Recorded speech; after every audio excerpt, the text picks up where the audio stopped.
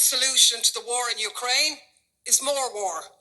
Pile in the weapons, splurge on militarism, threaten to engage in all-out economic and financial war against Russia.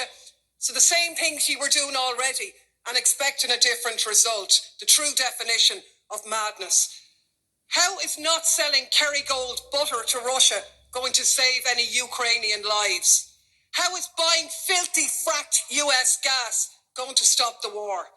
They won't, of course, because nowhere have sanctions ever succeeded in ending a military assault or achieving regime change. But what they have done is unleash economic devastation.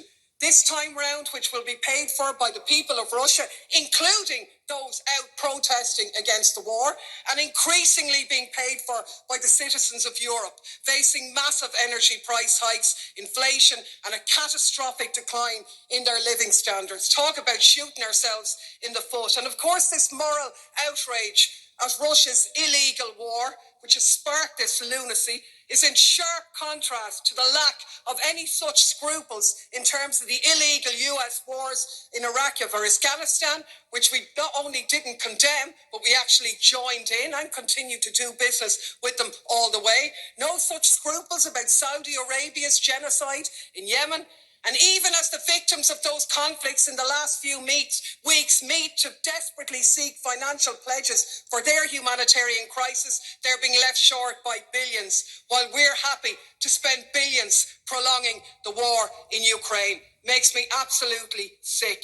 7 weeks ago, Germany's Chancellor Scholz correctly said, peace in Europe cannot be won against Russia. But that's exactly what we're doing. Yes, Russia bears responsibility for this conflict. Of course they do. But we cannot ignore the role of NATO and the EU.